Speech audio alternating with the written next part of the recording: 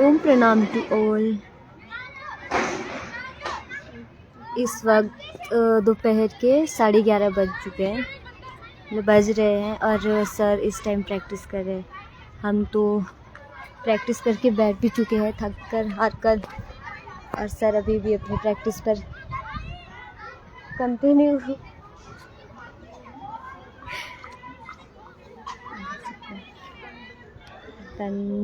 इतनी धूप में भी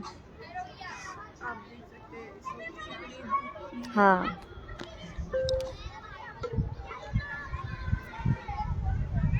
मेरा फोन रख के पास छीन नहीं दो फोन फोन फोन। हाँ ये देखिए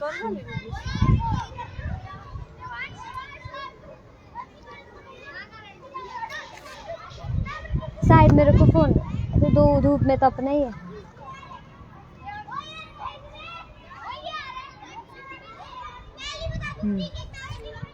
सर अब प्रैक्टिस कर रहे हैं अपनी धूप में, बाकी सब लोग छाँव में बैठे हैं। आप देख सकते हैं प्रैक्टिस करके रिलैक्स। मैं इनके पास जा रही हूँ।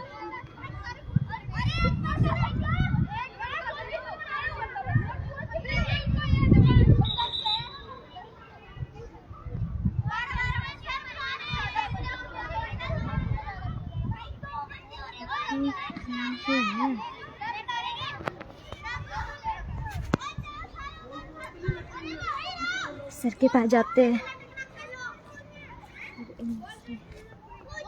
कुछ पूछते हैं।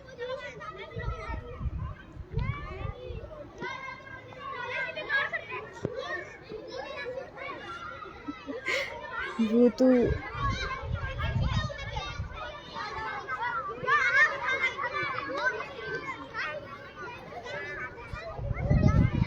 सर आपने कितने सेट लगा लिए? अभी सर ने स्टार्ट ही किया है। पहले रनिंग 20-25 राउंड, फिर उसके बाद अभी स्पाटे लगा रहे हैं।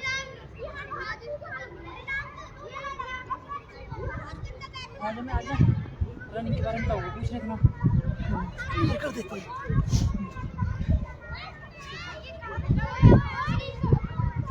लाइव है ना? जी सर। इस साइड आ जा। ओम प्रणाम टू ऑल। बहुत से यूथ का क्वेश्चन था कि भैया रनिंग कैसे करनी, थोड़ा सांस चढ़ी है ना।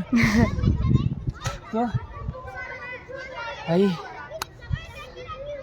जिन लोगों को लगता है कि रनिंग पैरों से होती है,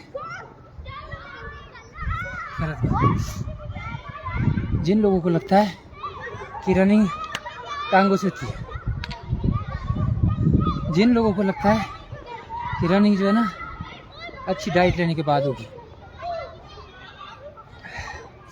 मैं इंटर कॉलेज गया था, बिलासपुर साईं हॉस्टल का एक लड़का मेरे सामने बैठा था।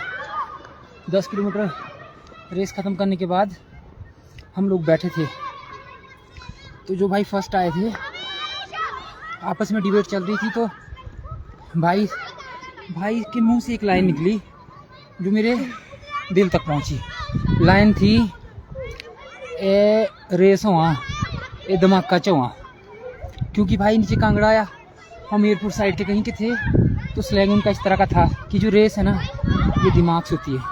और दूसरा, अब यहाँ पे बहुत से लोगों के लिए ये मोमेंट बड़ा फनी सा होगा कि अच्छा पैर नहीं है फिर दिमाग का क्या करेंगे। अब बताते हैं आपको। बहुत से लोग, और शहरों में तो ऐसे कैमरा घुमाना, ऐसे कैमरा घुमाना। जितने भी घर दिख रहे हैं ना, यहाँ से तो बहुत कम दिख रहे हैं ना, जितने भी घर दिख रहे हैं, जितनी भी बिल्डिंगें दिख रही है, जितना भी अच्छे अच्छे घरों में बैठे हुए लोग हैं ना, भाई पैर उनके भी है, दौड़ नहीं पाते वो लोग, क्योंकि यहाँ से सोए पड़े हैं। और मैं पता नहीं कितने लोगों को जानता हूँ जिनके पैर नहीं है, कटे हुए पैर के साथ फिर भी रनिंग करते वो। इसका मतलब यही हुआ ना कि बंदा यहाँ से जागना चाहिए तभी दौड़ सकता है। दूसरा, जो लोग ये सोचते हैं ना कि खाली पैरों का रोल होता है रनिंग में, नहीं भाई। जब आप रनिंग कर रहे, तो मैं जिन्हें रनिंग में, योग में तो मेरा कोई गुरु नहीं है वैसे, पर रनिंग में एक शख्स है डिस्ट्रिक्ट सिरमौर शरगांव में, नाम है सोमदत्त शर्मा। मैं जितनी रिस्पेक्ट उस इंसान की करता हूँ शायद ही दुनिया में। वो कहते हैं ना कि जन्म देने वाले से पालने वाला बड़ा। 4 साल फौजी मामू कहता था मैं उन्हें, फौजी मामू, तो क्योंकि वो आर्मी में थे और आर्मी रिटायर थे। वो जब आर्मी में थे तो 65 किलोमीटर रन नंगे पैर करते थे, और उन्हीं से प्रभावित होकर के ना, वैसा नहीं है कि मैं जूते नहीं खरीद सकता या ऐसा कुछ, पर अभी आदत बन चुकी है कि मैं नंगे पैर ही दौड़ता हूँ। जरूरी नहीं है कि हर बंदे को नंगे पैर दौड़ना और इतनी धूप में दौड़ना है, ऐसी तो मैं बात ही नहीं बोल रहा, ठीक है जी। ये तो समय दौड़ाता है, जिस किसी पे पड़ेगा हो जाएगा ऑटोमेटिकली। मैं सिर्फ इस मुद्दे पे आ रहा हूँ कि तो फौजी मामू ने मुझसे कहा कि तेरे को पता है कि what is the meaning of stamina. तो मैंने कहा नहीं, कि स्टेमिना मतलब क्या है। बड़े बड़े कोच से पूछ लेना आपने, अभी तक ये भी पता नहीं कि स्टेमिना है क्या। इम्प्रूव करना तो बाद की बात है ना, कि स्टेमिना है क्या चीज़, ठीक है। उसके बाद जब हम रनिंग करते हैं, थोड़ा आगे आ जाइए, यहाँ पर पत्थर। तो नौजवान जो आर्मी की तैयारी कर रहे हैं या आर्मी की तैयारी में होने के बाद, या एथलीट, कोई भी जो इस तरह का, हो सकता है मुझसे भी बढ़ बढ़ के नॉलेज वाले इंसान बैठे हो और बहुत सारे लोग हैं जो गाइड कर रहे हैं, सिखा रहे हैं, पर मेरा पॉइंट ऑफ व्यू जो फौजी मामू ने मुझे सिखाया कि जब आपकी सपोज दैट लेफ्ट लेग आपकी आगे जा रही है, तो जब आपकी लेफ्ट लेग आगे जा रही है उस टाइम पे आपका राइट शोल्डर आगे जाता है। जब आपकी लेफ्ट लेग जाएगी तो राइट शोल्डर जाएगा, ठीक है। और जब आपकी राइट लेग जाएगी तो लेफ्ट शोल्डर जाएगा। हाथों को ज़्यादा बांध के कस के नहीं रखना है, चेस्ट के साथ नहीं रखना है। और जब आप रनिंग कर रहे हो तो हाथों को ऐसे फेंकना नहीं है दूर दूर, उससे क्या एनर्जी वेस्ट कर रहे हो ना आप, अगर बहुत ज़्यादा फेंक रहे हो। और जब रनिंग करते हो तो बहुत ज़्यादा पैर ये बजा रही है, ये बहुत ज़्यादा क्यों एनर्जी वेस्ट करनी है आपको। आप सिंपल सा पैर उठाओ तो राइट लेग लेफ्ट शोल्डर, ये मूवमेंट, ये मूवमेंट, ये मूवमेंट, ये आप अपर बॉडी हल्की सी बैंड रहेगी फ्रंट की ओर, उससे पुश मिलेगा आपको आगे जाने में। और ये लॉन्ग रनिंग का स्टेप है। शॉर्ट जो रनर होते हैं या रेसर होते हैं भाई, वो बनाए नहीं जाते, वो पैदा होते हैं, उनके खून में स्प्रिंट होती है, ठीक है। थोड़ी बहुत प्रैक्टिस करेंगे तो वो चीज़ आ जाती है। जैसे जो फास्ट बॉलर है ना शोएब अख्तर, तो शोएब अख्तर ऐसे फास्ट बॉलर ना कोई बनाया नहीं जाएगा, वो पैदा होगा, वो खून जीन में होगी वो चीज़, ठीक है। तो उसी तरह से जब हम दौड़ते हैं, थोड़ा सा मैं स्टेप करके दिखा देता हूँ, तो हमारा ना ये बॉडी शेप इस तरह से, ये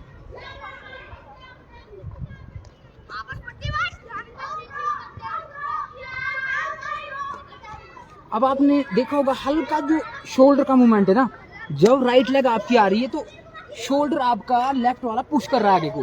यानी कि फौजी मामू ने मुझे सिखाया कि जो आपकी अपर बॉडी है ना, अपर बॉडी, वो आपका आधा शरीर आगे पुश करती है, ठीक है। उसके बाद थाई को पुश करना होता है। जब आप रनिंग करोगे थाई को पुश करना होता है। पैर तो फिर आते हैं, पैर तो भाई साहब पैर ही पैर, हर इंसान में पैर, पर दौड़ नहीं पाते ना जब तक यहाँ से प्रिपेयर नहीं होते, टेक्निक का सही इस्तेमाल नहीं करते। और ऐसा नहीं है कि आपको नंगे पैर, में पहले भी कहा नंगे पैर नहीं दौड़ना भाई, ये मेरी प्रैक्टिस है, जरूरी नहीं है। वैसे भी हम ना किसी के जीवन से प्रभावित हो सकते हैं, किसी का जीवन हम जी नहीं सकते। मेरी लाइफ जो है सिर्फ आप लोग देखने में अच्छा लग सकता है, सुनने में अच्छा लग सकता है, ठीक है ना, पर अगर जीनी पड़े ना भाई साहब, तो मैं ये बोलना चाहता मर जाएंगे। मैं बोल रहा हूँ अगर जीनी पड़े, और मैं अपनी बात नहीं कर रहा, कोई भी जो खेती बाड़ी कर रहा गाँव में, अब शहर में कोई बंदा ऑफिस में बैठा है, खेतों में जाएगा ना पटाखा हो जाएगा भाई, नहीं कर पाएंगे। वो सबका आप अपना प्रैक्टिस होता है, सबकी आप अपनी कंडीशन होती है बॉडी की। तो अभी मैं बोल रहा हूँ मेरे जो भी मैं चीज़ें कर रहा हूँ ना, उसको देख के इंजॉय किया जा सकता है। थोड़ा बहुत कर भी ले कोई तो बेनिफिट जरूर मिलेगा।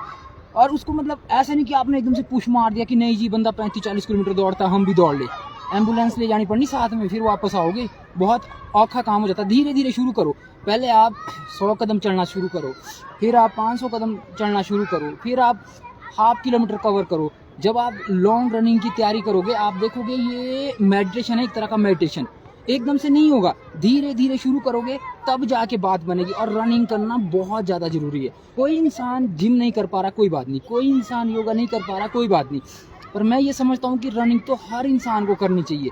और जब आप रनिंग करोगे ना, आप पाओगे कि आपकी जो बॉडी के जो रोम छिद्र देखो अभी भी स्वेटिंग शुरू हो रही, ठीक है, इनमें से ना स्वेट निकलना शुरू हो जाएगा।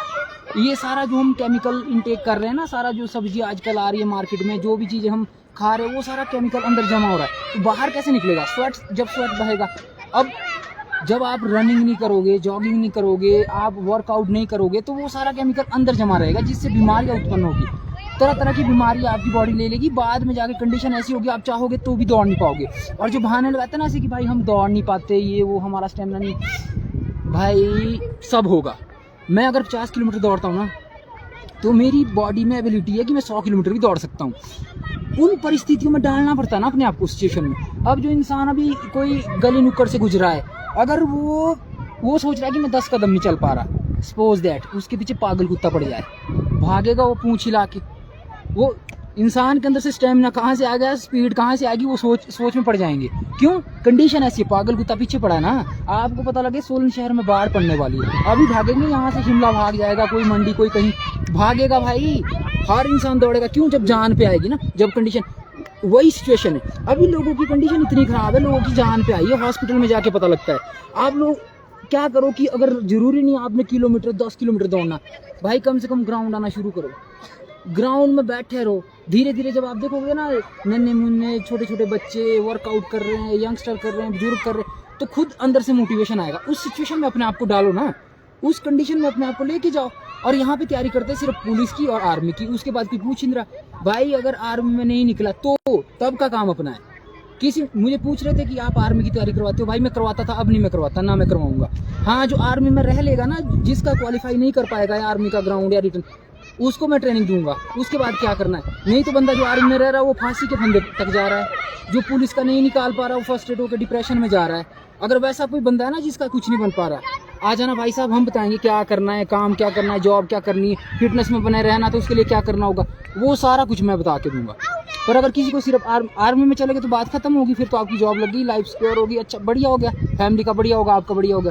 पर जो आर्मी में पूरी कोशिश करने के बाद नहीं लगते, मैं उनमें से एक हूँ, उनके लिए क्या होगा मैं बताऊँगा, उनके लिए क्या हो सकता है। ठीक है, तो जरूरी नहीं आपको इतनी धूप में, तपती धूप में प्रैक्टिस करनी, क्योंकि मेरा शेड्यूल ऐसा है कि मुझे टाइम नहीं मिल पाता, तो मैं इसीलिए करके अभी प्रैक्टिस कर लेता हूँ।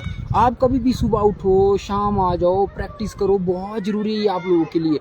नहीं तो देखो भाई साहब, आने वाले टाइम में ना, जैसे अखरोट गिरते हैं ना ऊपर से, टप देख के फट रहा है, नीचे बज रहा है, वैसी कंडीशन होने वाली इंसान को। कोई वॉशरूम गया, उधर ही चक्कर आ रहा है, कोई बस में खड़ा है तो उसको 2 मिनट बाद चक्कर आ जाता है, फिर वो बैठ जाता है नीचे ही।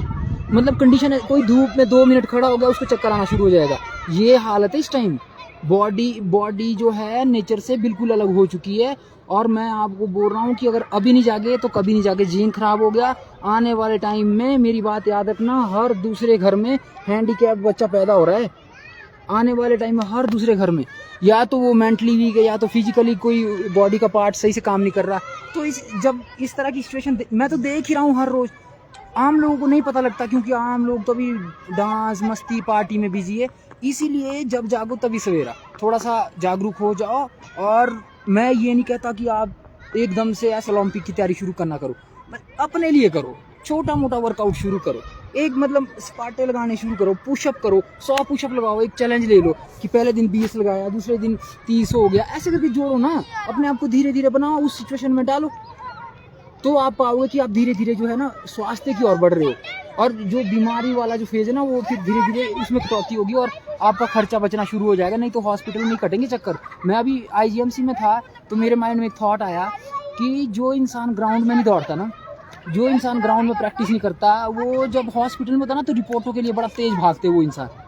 उन मौत का खौफ है ना, मौत का डर है, तो ऐसे भागते ऐसे रिपोर्टों के लिए, ये फलाना एक्सरे कराओ, अल्ट्रासाउंड, ये वो, उधर दौड़े रहते। इसीलिए पहले से जागना शुरू करो, खुद के लिए अच्छे बनो, बेहतर बनो, स्वस्थ रहो, तभी आप जितनी भी चीज़ें ना ये हमारी प्रकृति को, मतलब तभी आप इसका जो है ना वो जैसे एक तरह से कहा जाता है कि आप आनंद ले सकते हो। अदरवाइज बिस्तर में पड़े रहोगे भाई, थोड़ा सा गौर करो। ओम प्रणाम टू ऑल।